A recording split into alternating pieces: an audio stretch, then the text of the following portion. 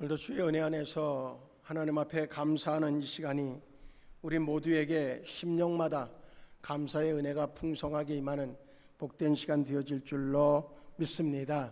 이 시간에 다시 한번 옆에 분들하고 인사합니다. 믿음에는 능력이 있습니다. 예수님의 이름에 능력이 있습니다. 하나님의 뜻은 하나님의 때에 하나님의 방법과 하나님의 능력으로 이루어집니다.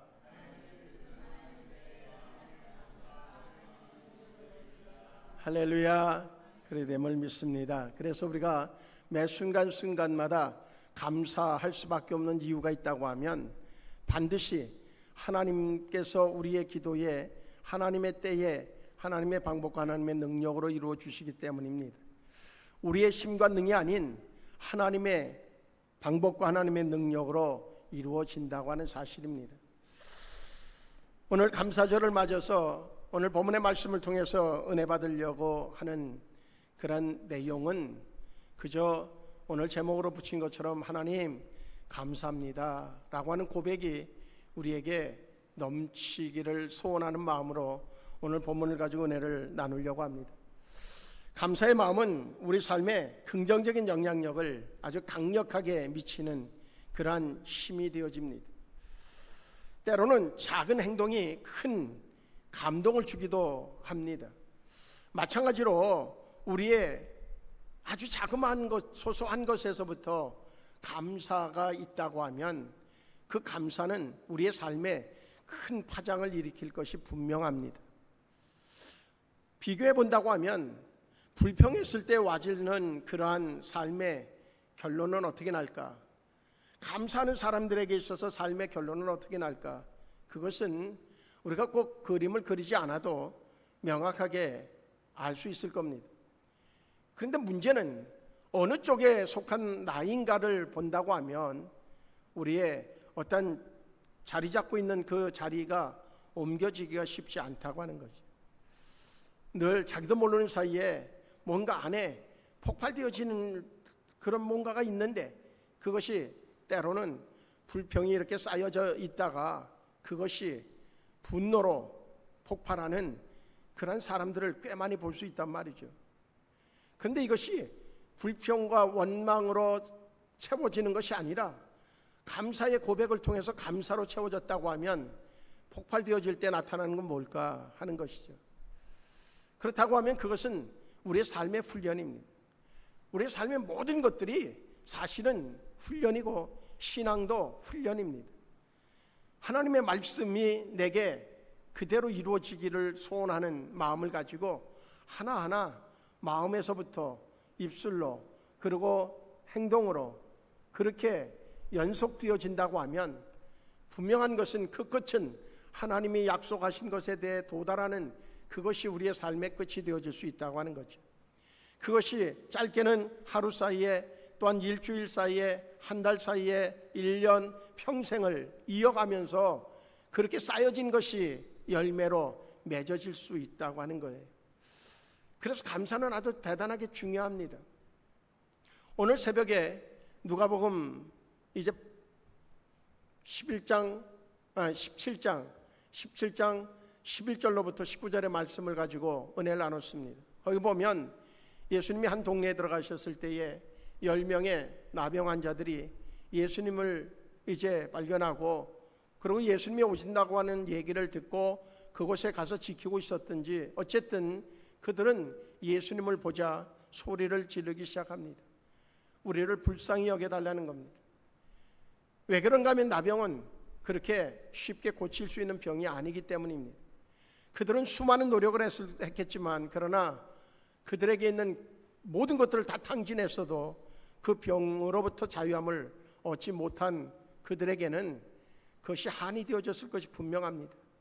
사람들에게 멸시당하고 사람들 근처만 가도 전염될까 두려워서 돌을 던지고 그래도 아무 소리 못하는, 그래서 죽임을 당한다 할지라도 그것에 대해서 반박할 수 있는 법적인 요소가 전혀 있지 않은 그러한 삶에 놓였다고 하면 그들의 한은 그들의 부르짖음 속에서 틀림없이 느낄 수 있을 겁니다. 예수님은 멈추고 그들을 향해서 이렇게 말씀합니다. 나음을 얻기를 원한다든지 이 시간에 고쳐졌다든지 그게 아니라 가서 제사장들에게 너희를 보이라고 하는 겁니다. 왜 그랬을까? 그 당시에 나병이 발병되어졌어도 그것에 대한 진단을 제사장이 했습니다. 그리고 또한 치료되어졌어도 가서 제사장이 보고 확인해 볼 때에 나았다고 진단해 주면 그때부터는 나병으로부터의 치료를 이제 사람들에게 입증할 수 있는 아주 좋은 근거가 되어집니다. 예수님은 지금 나병 환자들에게 명하는 것은 가서 제사장에게 보이라고 하는 거예요. 거기에서 어느 한 사람도 10사람 모두가 한 사람도 뭔가 증거를 줘야 되지 않습니까? 제사장에 갔을 때에 괜히 책망 듣고 그리고 모멸감을 당할 수 있는 상황이 되면 안 되지 않습니까? 그러니 어떤 증거를 보여주십시오 라고 이야기하는 이도 없이 다 제사장에게 갑니다. 가다가 한 사람이 먼저 발견했어요. 자기의 몸에 나병이 사라진 것을 발견하게 되어집니다. 그때에 그는 예수님 앞에 뛰어옵니다. 그리고 예수님 앞에 예수님 고쳐졌습니다. 그때 예수님이 그들을 향해서 묻죠. 야, 그러면 9은 어디 갔느냐? 9은 어디 갔느냐? 물론 나름대로의 생각이 있었을 겁니다. 빨리 제사장에게 가서 먼저 확인을 받아야지. 어떤 사람은 그동안 자기를 모멸감을 주고 그리고 그저 가까이만 와도 막 돌을 던지고 그랬던 사람들을 향하여서 달려가가지고 나 이렇게 깨끗하게 됐다라고 하고 그 뭔가 원한을 좀 풀고 싶은 마음을 가지고 있었을 수도 있습니다. 여러 가지 형태의 조건이 있지만 그러나 이방인 한 사람은 예수님에게 찾아왔다고 하는 거죠. 그때에 그를 축복합니다. 내가 내 믿음이 너를 구원했다고 하는 사실입니다. 10사람은 아주 중요한 것에 정말로 은혜가 있었던 사람들이에요. 주님께서 제사장에 가서 보이라고 할 때에 믿음을 가지고 갔다고 하는 것, 그것은 존경받아 마땅하고 칭찬받아 마땅합니다. 우리는 그 순간에 여러 가지 생각들이 겹쳐올 수 있지만 주님이 말씀하시면 뭔가 하나님의 놀라운 능력이 임하여서 그렇게 명령하실 때는 내 병이 고쳐질 줄로 믿는 믿음을 가지고 순종하는 믿음, 그것은 대단한 믿음입니다. 우리는 그 믿음을 가지고 있는가? 정말 하나님의 말씀 앞에 끊임없이 아멘 아멘 하고 그저 그 말씀을 외우기도 하지만 그 말씀이 나의 삶 속에 능력이 되어져서 나타날 것이라고 하는, 이루어질 것이라고 하는 믿음의 확신을 가지고 말씀 한마디에도 순종할 줄 아는 그러한 믿음의 능력을 지닌 자인가 하는 겁니다. 그런데 더 중요한 것이 있습니다. 그 은혜에 감사할 수 있는 자가 되어야 된다고 하는 겁니다. 9명은 어쩌면 나병만 고쳐질 수 있습니다. 그들에게 믿음의 결론으로서의 구원은 이루지 못했을 수도 있습니다. 물론 그 결말은 어디에도 기록되어져 있지 않기 때문에 판단할 수는 없습니다. 그런데 먼저 고쳐준 그분에게 찾아와서 감사를 드리고 해도 충분한 일들입니다. 그들이 생각하는 우선순위에 있어서 분명히 먼저 감사하는 것이 우선시 되어야 되는 것은 누구든지 다 알 수 있는 내용입니다. 그런데 그것이 실천되지 않는다고 하는 거지. 우리에게도 역시 마찬가지일 겁니다. 우리의 삶을 6개월 동안 지내오면서 소소한 것에서부터 큰 사건에 이르기까지 하나님의 은혜였음을 고백할 수 있는 순간들이 우리에게 얼마나 많이 있었을까요? 따져보지 않아도 손가락 몇 번 헤아려도 끝나지 않는 헤아림 속에 우리가 6개월을 살아왔으리라고 하는 확신을 갖습니다. 그런데 그때마다 우리가 감사를 잊어버리지 않고 있었는가 하는 고백이죠. 어느 마을에 항상 불평하면서 사는 노인이 있었어요. 그는 요즘처럼 날씨가 좋으면 그런데 덥지 않아요. 그러니까 뭐 덥다고 불평하고 투정부리. 비가 오면 너무 습하고 불편하다고 또 불평해요. 이렇게 그 동네 사는 젊은 농부가 보니까 그 노인네는 늘 그저 불평하는 거예요. 그래서 어떻게 하면 좋을까 하다가 어느 날 그 젊은 농부가 씨앗 한 봉지를 가지고서 이제 그 노인에게 갖다 전달해요. 어르신, 이 씨앗을 심고 매일 아침 감사한 마음으로 물을 주십시오. 그리고 씨앗이 자라나는 동안 감사할 일들을 떠올리시면서 물을 좀 주시면 좋겠습니다. 노인이 도대체 이건 뭐야? 그런 생각을 가지고 반신반의하면서 씨앗을 가지고 그 젊은 농부가 얘기한 대로 자기 텃밭에다 심어요. 그리고 매일 물을 주기 시작합니다. 처음에는 감사할 일이 없다고 생각했어요. 그런데 흙을 만지고 씨앗에 물을 주면서 노인은 문득 이런 생각이 드는 거예요.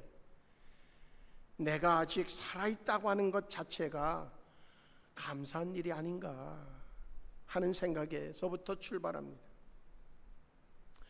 그리고 이렇게 보니까 자기가 물을 주지만 그러나 많은 그런 그 씨앗들을 볼 때, 그 꽃이 피어 있고 이런 것을 볼 때에 누군가 물을 주지 않는데 피어난단 말이죠. 생각해 보니까 하늘에서 비가 내려지지 않는다고 하면 저 꽃들이 저렇게 피어 있을 수 있을까? 그런 생각이 들어가면서 저 비를 주시는 그분 하나님 참 감사한 일이다. 그분이 비를 주시고 해를 주시고 그러니 이제 꽃을 볼 수 있지 않는가, 그런 생각을 갖기를 시작해. 그러다 보니까 자기도 모르는 사이에 꽃이 막 이렇게 해서 그 싹이 나오고 그리고 자라는 모습, 이렇게 물을 주면서 날마다 바뀌어지는 그 모습을 보면서 참 감사하기를 시작해. 참 놀라워요. 씨앗 하나가 뿌려졌는데 그것이 자라가지고 고추도 열리고 또 저기에서 이제 아직 우리 화단에서 따먹지는 않았습니다만은 방울토마토 심어놨는데 저게 이제 꽃이 폈으니까 언젠가는 저기에서 방울토마토를 줄 거라고 하는 기대감을 갖죠. 오늘 아침에도 아침에 물을 주면서 새벽 예배 끝나고 물을 주면서 그러면서 고추를 꽤 많이 땄어요. 일주일에 한 2번은 따는 것 같아요. 근데 물만 주면 따게 돼요. 참 신기하죠. 근데 내가 땀을 흘리면서 물을 줘서 그런지 고추가 얼마나 맛있는지 몰라. 상추도 얼마나 맛있는지 몰라.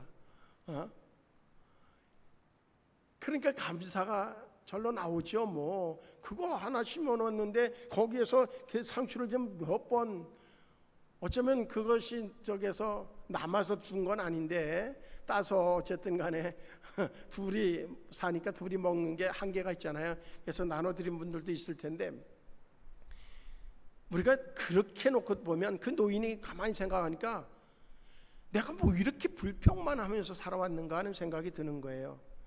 그게 변화예요. 은혜가 들어가면 그렇게 달라질 수 있는 게 성도인 거예요.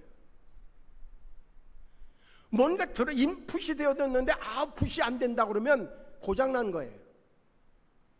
그거는 큰 병이 되어져요.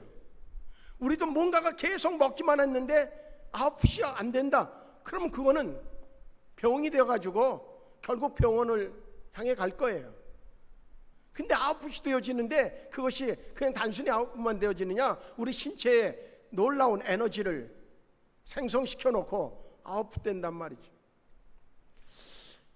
우리는 내가 살아온 순간순간 6개월간의 시간들을 하나님이 인도하여 주셨음에 대한 인정이 오늘 이 시간 먼저 이루어져야 되겠다 하는 겁니다. 맥추감사주일은 뭔가 바쁘고 분주한 삶을 살다 보면 감사의 순간을 놓치기 쉽습니다. 그래서 1년에 크게는 2번, 7월 첫 주에 맥추감사주일, 그리고 11월 이제 셋째 주에 거의들 지키다가 이제는 첫째 주, 둘째 주, 셋째 주 이렇게 나눠서 교회 형편 따라서 지키는 절기가 되어져 있지만, 그래도 큰 그 감사의 절기를 놓고 우리에게 감사를 회복시키는 그러한 기회를 제공하는 것이 바로 맥주 감사주일입니다. 맥주라는 단어는 보리의 추수 시기를 뜻하죠. 성경에 나오는 초실절, 절기를 의미합니다. 한국교회에서는 이를 현대적으로 적용해서 매년 7월 첫 주를 공통적으로 이거는 맥주감사주일은 그렇게 지내면서 지난 6개월의 시간들을 감사하고, 그리고 남은 앞으로 주어질 6개월의 기대감을 가지고 하나님 앞에 맡기는 그 예배가 바로 맥주감사주일이라고 하는 거예요. 왜 그렇게 그것이 중요하느냐? 우리는요, 한국 사람들에게는 특히 무엇보다 중요시 여기는 게 있는데, 그 뭐냐면 속도예요. 속도. 어쨌든 뭐든지 버튼을 딱 눌러서 즉각적으로 반응이 안 오면 그 5초, 3초 이거를 못 기다리는 것이 우리의 성격화 되어져 있어요. 그런데 중요한 것은 신앙은 속도가 아니라 방향입니다. 신앙은 속도가 아니라 방향이란 말이죠. 그와 동시에 성과보다는 근원을 돌아보는 것이 중요합니다. 결과가 어떠냐라고 하는 것에 현대인들은 주목하고 있습니다. 그런데 기독교의 신앙은 어떤 의도로 진행을 했느냐, 그리고 어떤 마음으로 했느냐를 중요시 여깁니다. 그래서 맥주감사주일의 중요성은 세 가지로 얘기할 수 있습니다. 한 가지는 상반기를 돌아보면서 감사의 기회로 삼는 겁니다. 건강 주신 것, 우리에게 할 수 있는 일을 주신 것, 좋은 사람들과의 관계를 가진 것, 자녀들을 바라보면서 기도하고 부족하고 연약함이 있고 문제가 있지만 그것 때문에 기도할 수 있었다고 하면 우리는 감사할 수 있어야 된다고 하는 거죠. 물론 지나오면서 예상치 못한 어려움을 만날 수도 있습니다. 그런데 중요한 것이 있습니다. 틀림없이 그것을 통하여서 하나님은 하나님의 손길을 통하여서 하나님이 함께 하신다고 하는 사실, 하나님이 책임져 주신다고 하는 사실을 메시지로 우리에게 보여주셨을 것이 분명하기 때문에 우리는 감사할 수 있어야 되겠다 하는 겁니다. 그와 동시에 하반기를 맡기는 기도의 출발점이 바로 맥주감사주일이기 때문에 우리는 맥주감사주일이 중요하다는 거죠. 주님, 하반기의 삶도 맡깁니다. 인도해 주시옵소서 라고 하는 고백이 있는 예배이기 때문에 중요하다는 거죠. 이제 우리는 이 시간을 통해서 내가 내 삶을 통제하겠다고 하는 그 교만되어짐을 버려야 됩니다. 하나님을 신뢰하고 하나님의 인도하심을 구하는 그 겸손함의 맡김의 자세가 우리에게 소중하다고 하는 말씀입니다. 그와 동시에 맥주감사주일의 중요한 의미는 첫 열매를 드리는 삶이라고 하는 신앙의 기준을 제시하는 겁니다. 그 어느 것보다도 중요한 것은, 내가 나 성과에 대해서 자랑하는 것보다, 그것보다 더 중요한 것은 하나님 앞에 감사의 예물을 통하여서 내 삶의 우선순위는 감사에 있다고 하는 것을 표현하는 그것이 우리의 맥주감사주일의 중요한 의미를 가지고 있다고 하는 겁니다. 그래서 우리는 습관처럼, 좋은 습관으로 시간의 첫 열매, 수입의 첫 열매, 어떤 삶에 있어서 여러 삶의 우선순위에 있어서의 첫 열매를 하나님 앞에 드리는 삶이 되어야 되겠다 하는 거죠. 그래서 우리는 하루의 첫 시간을 드리는 훈련을 해야 됩니다. 수입의 일부를 감사로 드리는 그러한 훈련을 우선순위 속에서 해야 됩니다. 그와 함께 관계 속에서도 먼저 섬김의 자세를 우리가 훈련하는 것이 필요하다고 하는 겁니다. 오늘 본문을 통해서 우리는 그 은혜를 얻을 수 있습니다. 우리는 우리의 어떤 습관처럼 되어져 있는 고정관념 하나를 버려야 됩니다. 그게 뭔가 하면, 뭔가 완벽하게 갖추어져 있을 때에, 성공했다고 하는 이야기를 할 수 있을 때에, 그때 우리는 감사할 수 있다고 하는 고정관념입니다. 그것은 깨져야 됩니다. 시작에서부터 순간을 감사할 때에 틀림없는 사실은 하나님은 감사의 열매를 통해서 진정한 영광 돌리는 그러한 삶이 되도록 만드신다고 하는 겁니다. 다 완벽하게 되어졌을 때, 성공했을 때에 하는 감사는, 그거는 어쩌면 자기 교만일 수 있습니다. 매 순간마다 인도하심에, 그리고 그분이 함께 하심에 순간을 감사로 연결되어지고 결론되어진, 갖추어지고 성공되어졌을 때는 하나님 앞에 영광 돌리는 것이 성도의 마땅한 자세라고 하는 사실입니다. 오늘 본문은 9절에서 10절로 이렇게 얘기하고 있습니다. 다시 한번 우리가 말씀을 살펴보면 오늘 9절에서 뭐라고 고백하고 있는가 하면, 땅을 돌보사 물을 대어 심히 윤택하게 하시며 하나님의 강에 물이 가득하게 하시고 이같이 땅을 예비하신 후에 그들에게 곡식을 주시나이다. 주께서 밭고랑에 물을 넉넉히 대사 그 이랑을 평평하게 하시며 또 단비로 부드럽게 하시고 그 싹에 복을 주시나이다. 아멘. 분명한 것은 하나님이 신실하심으로 때에 따라서 은혜를 공급해 주신 그것으로 인하여서 풍성한 은혜를 얻게 되어졌다, 열매를 거두게 되어졌다고 하는 시편 기자의 고백입니다. 우리도 가만히 생각해 보십시오. 뭔가 조그만 그런 열매를 얻기 위해서 씨앗을 심어도 우리가 주는 물, 그거 가지고서는요 그렇게 열매가 실해지지 않아요. 그런데 어느 날 비가 한번 쫙 내리고 나면 그 다음 날 보면 그 열매가요 완연히 달라요. 하나님이 공급해 주시는 은혜로의 삶은 완벽하게 다른 삶을 살아낼 수 있다고 하는 것을, 그것을 봐도 알 수가 있습니다. 노력 가지고서 뭔가를 해낼 수 있다고요? 착각이에요. 진짜 중요한 거는요 우리의 노력으로 되지를 않아요. 저는 아주 그 철저하게 경험하면서 살고 있잖아요. 호흡 내 마음대로 된다고요? 착각이에요. 아무리 숨을 쉬려고 해도 숨이 안 쉬어져요. 숨이 막 넘어간단 말이에요. 그런데 놀라운 것은요 하나님이 쉬게 하시면 그저 힘들이지 않고도 쉬게 되잖아요. 우리는요 오늘 본문의 시편 기자의 고백처럼 하나님이 그렇게 때에 따라서 이제 물을 주시고 그리고 땅을 예비하신 것에 이제 강물이 흐르게 하셔서 밭고랑에 물을 넉넉히 되게 하셔서 그래서 싹을 복을 주시니 하나님의 은혜의 그런 열매들을 거두게 되어질 수 있었다고 하는 이 고백이 우리 생수가족들의 고백이 되어지기를 주의 이름으로 축복합니다. 우리 가정에도요 그 하나님의 은혜가 임해야 돼요. 우리의 일터에도 그 하나님의 은혜가 임해야 돼요. 자식들에게도요 분명한 것은 하나님의 그 은혜가 임할 때에 그들의 노력만이 아니라 하나님이 주시는 은혜로 풍성한 열매를 거두는 자녀들의 삶이 되어질 수 있음을 믿기를 주의 이름으로 축복합니다.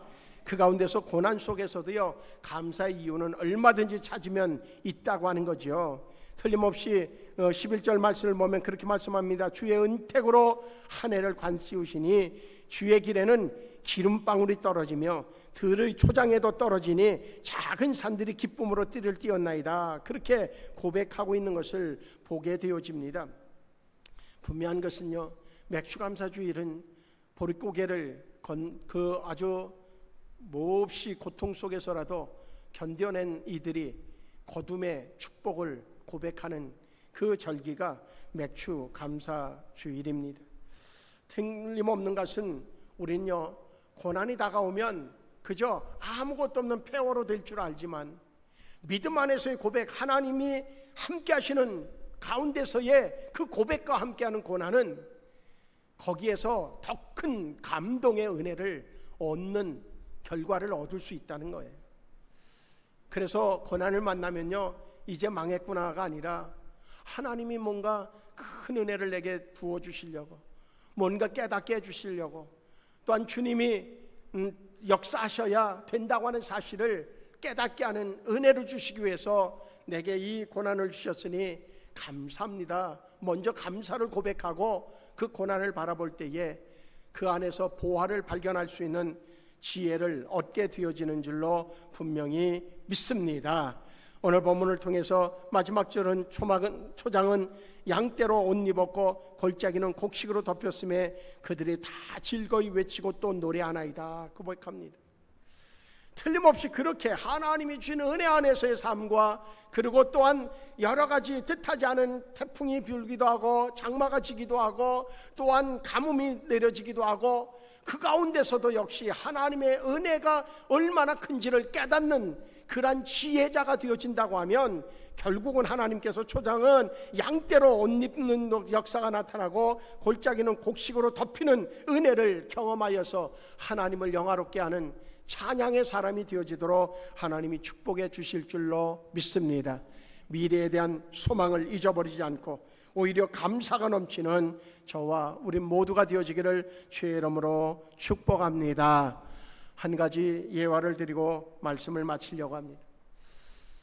이전에 한번 드렸던 예화로 기억을 하는데, 어느 날 아버지와 아들이 말을 타고 숲속을 막 달리다가 어느 사이에 그 펼쳐지는 광경들에 이제 한눈을 팔았던지 어쨌든 아들과 아버지가 어느 사이에 이렇게 갈라져서 막 달려갔는지 모르지만 어쨌든 둘 다 한참 달리다가 돌아보니까 아버지는 아들이 없는 것을 발견하고 아들은 아버지가 안 계신 것을 발견한 거예요. 어떻게 하지? 그래서 둘이 다 아버지는 아들을 찾고 아들은 아버지를 찾는 한참을 막 말을 달려가면서 그 아들을 부르고 아버지를 부르고 그래가면서 하다 한참을 지나다가 찾았어요. 그러니까 얼마나 반가워요. 그래갖고 참 하나님 감사합니다. 그저 아버지도 하나님 감사합니다. 아들도 하나님 감사합니다. 그래요.